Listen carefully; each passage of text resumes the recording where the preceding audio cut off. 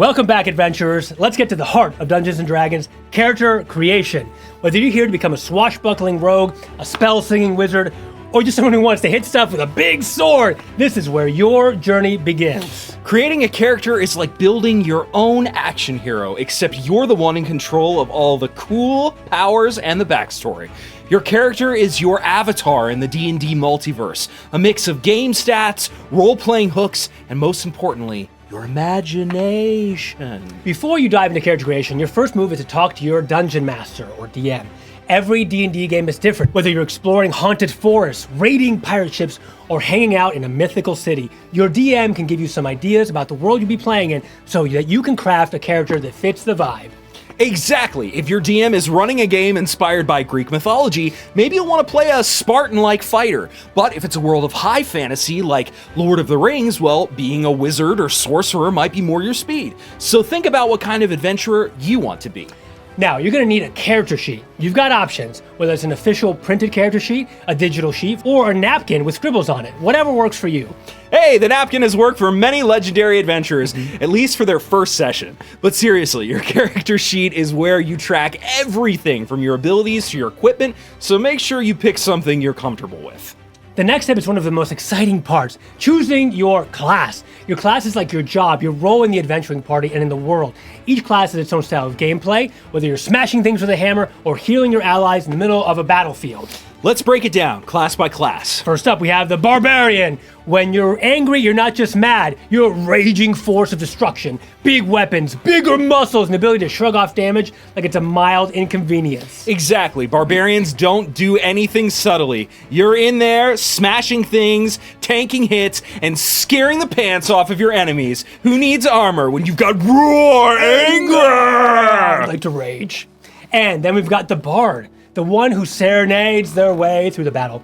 You're the rock star of the group, weaving magic into your music, inspiring your friends, and roasting your enemies with cutting words. Plus, bards can do everything. Want to cast spells? Sure. Stab people with a rapier? Go ahead. Convince a dragon to dance? Why not? All while looking fabulous.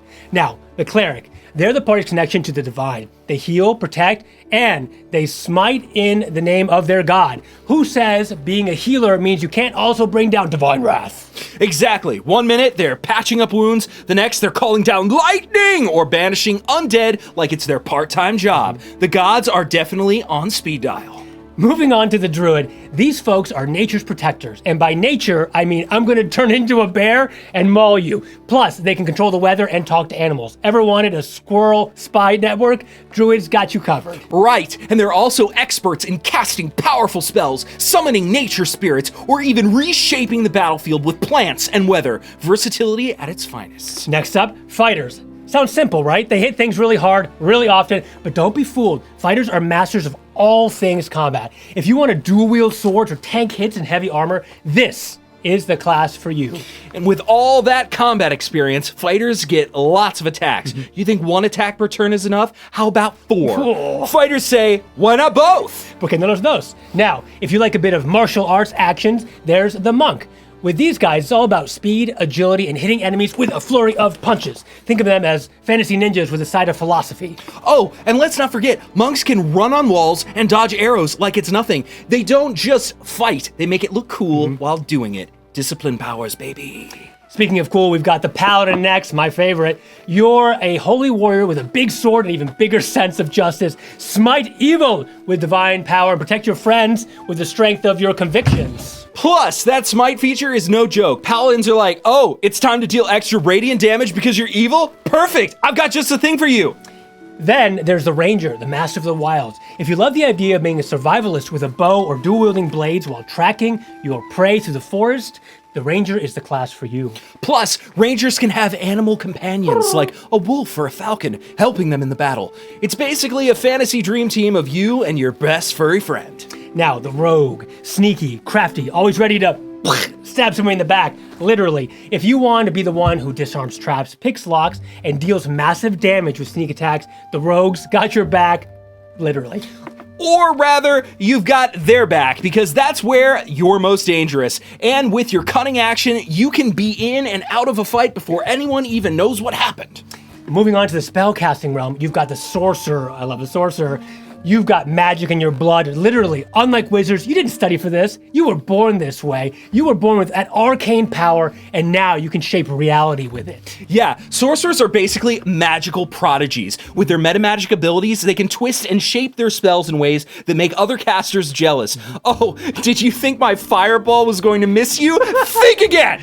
Speaking of spellcasters with a twist, let's talk about warlocks. These folks made a pact with a mysterious being, whether a demon, fae, or something from the far reaches of the cosmos. In exchange for power, they follow their patron's whims, or at least try to. Plus, warlocks have one of the coolest spells in the game, Eldritch Blast. You'll be blasting foes from across the battlefield while whispering dark secrets to yourself. It's a vibe. Last but not least, the wizard, the OG spellcaster. Wizards study magic like it's a PhD program. I would know. Armed with their trusty spellbook, they can cast the most powerful spells in the game and change the course of history with a flick of their fingers. But with great power comes great responsibility. Mainly, not running out of spell slots. Wizards may be squishy, but once again, you've got access to spells like Wish. It's game over. So there you have it, a class for every kind of adventure. Whether you're out for glory, riches, or just throw some fireballs, there's a class that'll fit your style. Now, the only question is, which one calls to you? And don't forget about party balance. If you've got a fighter in the group, you may want to be a cleric to keep everyone alive. Or maybe you'll break the mold entirely and have a bard, because there's no problems that can't be solved with a little cowbell. Next up, we have your character's origin. That's your background and species. Think of this like your character's personal history and ancestry. Where they're from. Were they a sailor traveling the high seas, or maybe a noble born into wealth and privilege? Your background shapes who you were before you became an adventurer. And as for species, this is where things get really fun. Are you an elf with keen senses and a long lifespan? A dragonborn with the ability to breathe fire? Or maybe a halfling, small in size but big on courage? Your species gives you special traits that will come in handy throughout all your adventures. All right, now it's time to get down to numbers, your ability scores. These are the 6 core stats that determine how good your character is at certain things. Their strength, dexterity, constitution, intelligence, wisdom, and charisma. You can roll for your stats, use a standard array, which is the most popular. Standard array is 15, 14, 13, 12, 10, 8. Or use point buy to allocate points as you see fit. Each score has a modifier. The higher the score, the better the modifier. For example, a strength score of 18 gives you a +4 modifier, meaning your barbarian will be packing quite the punch. And don't forget, these scores also tie into your skills and saving throws. That dexterity score, it helps you with stealth and dodging incoming fireballs. Your wisdom, that helps when your party is faced with ancient puzzles or resisting the urge to pet that clearly cursed glowing cat statue. Meow. Now that you know what your character's good at and where they come from, let's make sure they're ready for battle with some equipment. Depending on your class and background, you'll start with a certain set of gear. This can be anything from a longsword and a shield to a set of thieves' tools. You also get some starting gold to spend on extra gear, so if you want to buy a healing potion or a stylish new cloak, go for it. Oh, and don't forget to grab a trinket, something weird and quirky like a mysterious key or a tiny carved unicorn. You never know when it might come in handy or at least spark an interesting story. All right, we've got the stats, we've got the equipment, but now it's time to breathe life into your character. This is where you decide things like appearance, personality, and those juicy backstory deets. Do they have a tragic past, a beloved pet, a rivalry with a particularly nasty goblin? And don't forget their name, whether you're going for something like Felindra Stormblade or something quirky like Bob the Bard. A good name can really bring your character to life. Just make sure your party doesn't get tired of hearing it when they're shouting for you to heal them. Bob the Bard, heal me, Bob the Bard! Next up is your character's alignment. This is basically your character's moral compass. Are they good, evil, or somewhere in between? You've got 9 alignments to choose from, ranging from lawful good, the classic do-gooder, to chaotic neutral, which is, well, just doing whatever feels right at the time.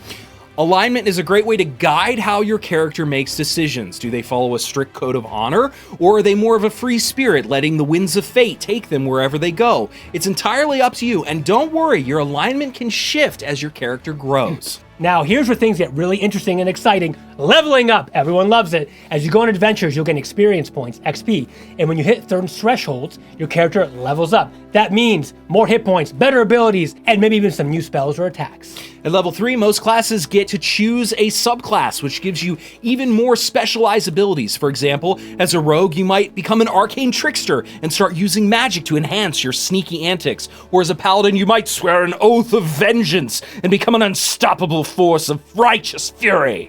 You've picked your class, background, species, equipment, and stats. Congratulations, you're almost ready to go adventuring. But before you charge into the battle, take a moment to think of your character's motivations. Why are they risking their lives for gold, glory, or a noble cause? Maybe they're searching for a lost artifact, seeking revenge on a terrible foe, or just making their mark on the world. Whatever the reason, it's what will drive your character forward and make them more than just numbers on a sheet. It makes them a hero. And there you have it. You've just created your first D&D character, whether they're a fearless warrior or mysterious spellcaster or an awkward bard trying to impress everybody. Your character's ready to embark on their first adventure. Yes! So grab your dice, get your character sheet, and prepare to step into the world of Dungeons & Dragons. Your story awaits.